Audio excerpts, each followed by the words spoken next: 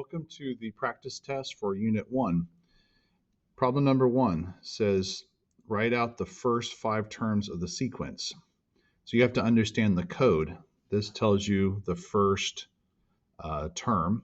So I already wrote that for you, 4. And then you have to understand this means previous term plus 5, previous term plus 5, previous term plus 5. So just adding 5 every time. So add 5, 9, 14, 19, and 24. So it just means add 5 every time.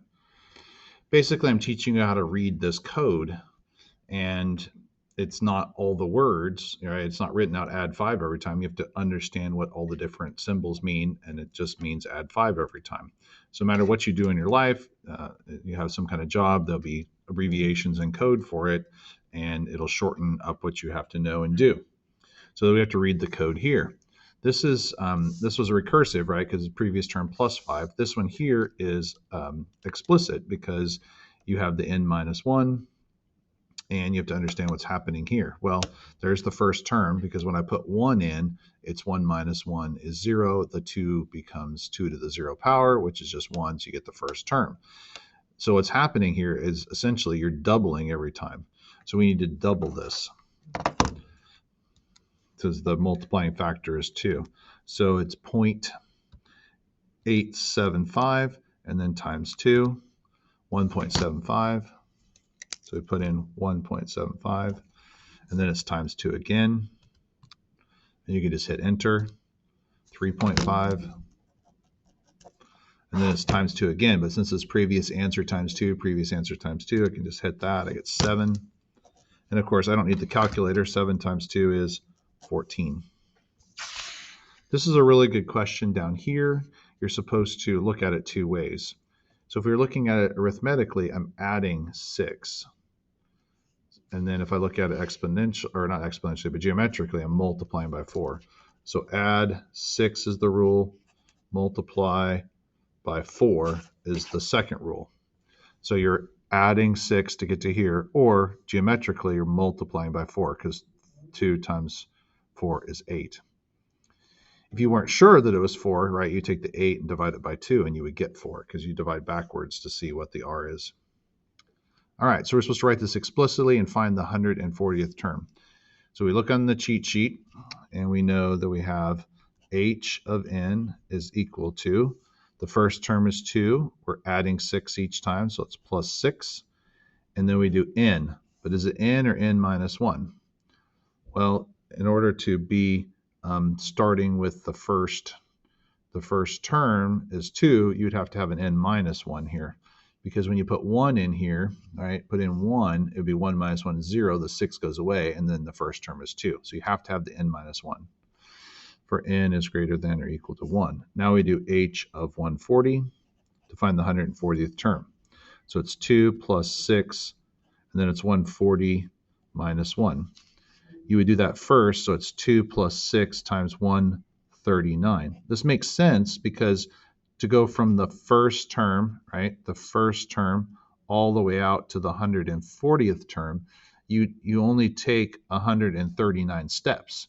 So the 139 is 139 steps. How big are the steps? There's each size 6. So we don't do 140 steps, we do 139 steps because you're standing on the first term and you got to go all the way out to the 140th. So the n minus 1 actually kind of makes sense. Put this in the calculator, it'll do the order of operations for you. So it's 2 plus 6 times 139, and you get 836. All right, now we're going to do the explicit formula for geometric. So for that, we say h of n is equal to, starting amount is 2. We're multiplying it by 4 each time, and we do that to the n minus 1 power. We want to make sure that that works. So if you put in 1, right, then you would get 4 to the 0 power, which is 1 times 2, it's 2, so it works. Then we do h of 10. These numbers get really big fast because we are doing the whole deal of multiplying by 4, and then it'd be to the 9th power because you're multiplying by 4 9 times. So it's 10 minus 1 is 9. So I shortened out what I had there. So it's 2 times 9, or not 9, 2 times 4 to the 9th power is a big number, 500, let me put it over here, 524,288. Boom. All right, next page. So from here to there is 30, right? But you're only doing 2 steps, so you divide it by 2. So that means each step is worth 15. That'd be one way to do it. Some people did it by guess and check, so you got to go up 15. So it'd be 27 would be the missing amount. Next question, we're going to write out the recursive formula.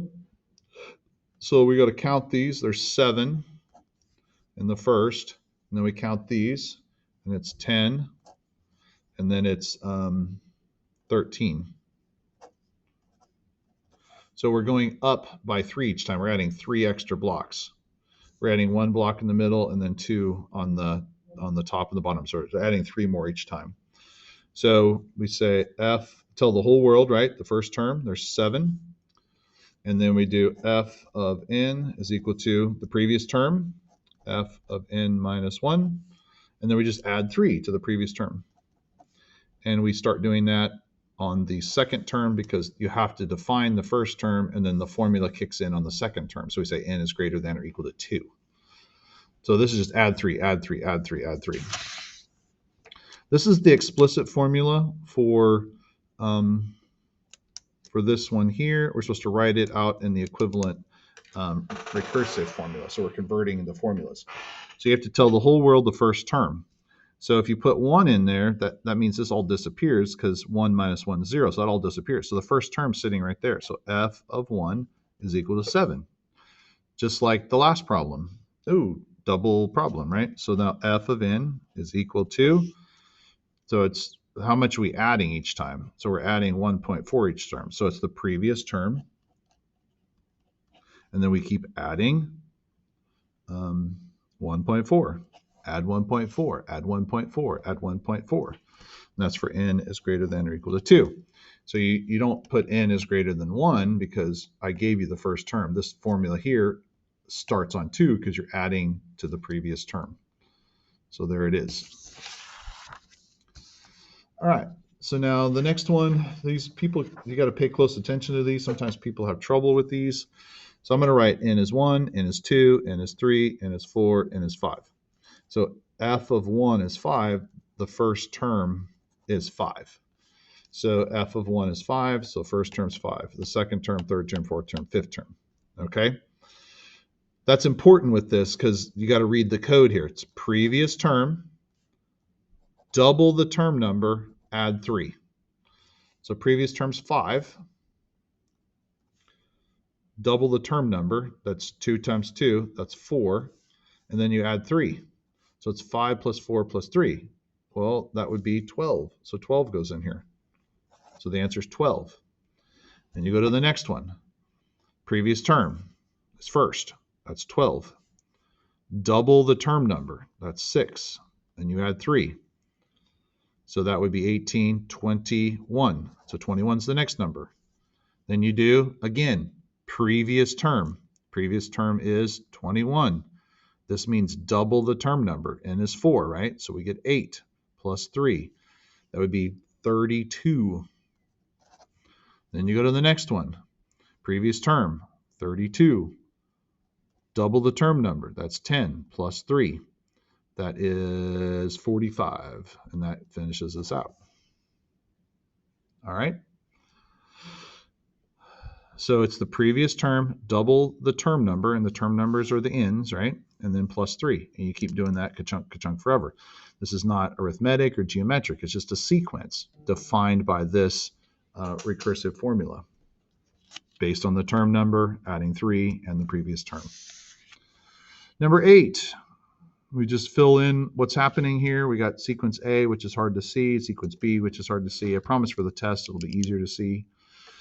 So for sequence B, we're doubling everything, so that'd be 32. Here we are adding 3, so it'd be 17. So you fill in the chart there. The next thing we do is write the explicit formula for A. Explicit formula for A says f of n. Where are we starting? We're starting with -1. So we got to put -1 down. And how much are we changing each time? We're changing 3 each time. So we're adding 3 n. Now since we're starting with 0, it doesn't have to be n minus 1. It just has to be n. And then n greater than or equal to 0. So if we put in 0, we do get -1. When we put in 1, we get 2. When we put in 2, we get 5. So this works. This is the explicit formula. The recursive formula for B would be previous term doubling, previous term doubling, previous term doubling. You're just doubling the previous term. So we have to tell the whole world the first term. So f of 0 is 1/2, right? The first term is 1/2, and then we're doubling. So we do f of n, and we're doing 2 times the previous term. And then n is greater than or equal to 1. So since I started with a 0 here, then I'm starting with the recursive formula starting with 1. But we're doubling the previous term over and over again. Okay, last page. This one here, we want to write out the numbers for it. So there's one box here, and then there's 4, and then there's 16, and then there's no, my bad, I got ahead of myself. There's 9, and then there's 16. So it's just going up by the term number squared. So f of n is equal to the term number squared. So it goes 1, 4, 9, 16. I got ahead of myself. We're running out of time here, so I was going too quick. Now we're writing out the recursive formula for this. Here we're adding the step number squared to the previous picture. So we say f of 1 is equal to 1, because there's 1 square in the beginning one. Then we do f of n is equal to, it's the previous picture, right? So f of n minus 1, the previous term, plus the term number squared, starting with the second term. So it's the previous term, or you could say the previous picture plus the term number squared. So this is 3, right? And then I added 9, right? I added 3 times 3, which is 9. All right, so that's the test, and good luck tomorrow.